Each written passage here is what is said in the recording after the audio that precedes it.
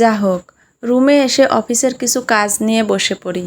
আগামীকালই প্রজেক্টের সব কাজ বুঝিয়ে দিতে হবে রেজওয়ানকে, নয়তো কুত্তার মতো কাউ কাউ করবে। আজ সারাদিন আমায় অসম্ভব খাটিয়েছেন কুমিরের একটা রেজওয়ান শেখ। আপনাদের তো বলাই হলো না, আমি নওরিন আরা নুজা। বয়স আমার 20 বছর। আমি অনার্স 2য় বর্ষে পড়ছি। আমার ডাকনাম নুজা। জানি না নামটা কে রেখেছেন।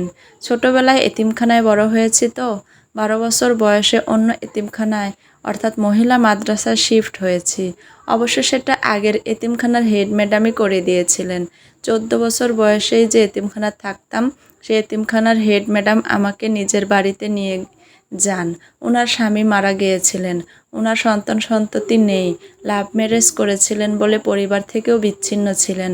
আমি ওনার জীবনে যাওয়ার পর আমিও ওনার দুনিয়া হয়ে উঠি। আমারও দুনিয়া বলতে উনিই ছিলেন। আমরা মা মেয়ে একে অপরের দুনিয়া ছিলাম। কিন্তু আফসোস, আমার কপালে সুখ রইল না। আমার বয়স যখন 18 তখনই আমার ক্যান্সার ধরা পড়ে।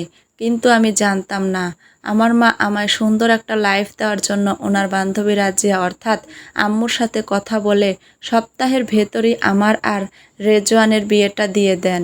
বিয়ের পরের দিন যেমন রেজওয়ান আমায় ত্যাগ করে চলে গিয়েছিলেন, তেমনি আমার মাও।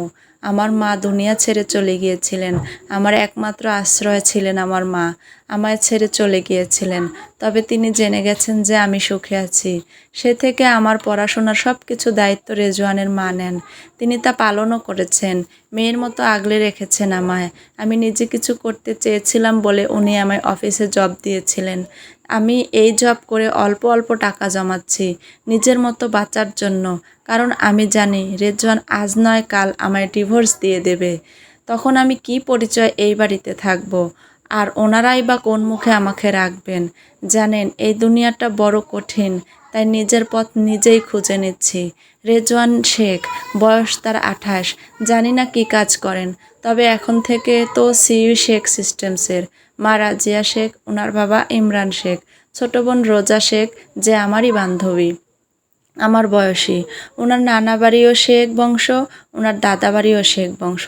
তাই তো স্বামীর থেকে আলাদা থাকলেও রাজিয়া শেখ রয়েছেন, আর শেখ সিস্টেমসের রাজিয়া শেখ তার পরিবারের, আর যার একমাত্র উত্তরাধিকারী রেজওয়ান শেখ।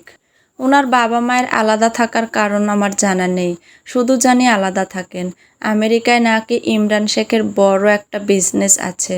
বিষয়টা সুন্দর। হাজব্যান্ড ওয়াইফ দুজনই মিলিয়নিয়ার বিজনেস করেন। এসব ভাবতে ভাবতে কাজও করে নেই। প্রায় ঘন্টাখানিক বসে থাকার পর পা জমে গেছে, তাই উঠে দাঁড়াই। ধীরে ধীরে বেলকনিতে যাই। বাইরে হালকা বাতাস দিচ্ছে। রাতের বাতাস আসলেই অনেক সুন্দর লাগে। আমার বেলকনিটা আধুনিকতায় ভরপুর। মাঝারি আয়তন, চারপাশে কাচের রেলিং, যার ওপর সোনালি রঙের ধাতব ফ্রেম।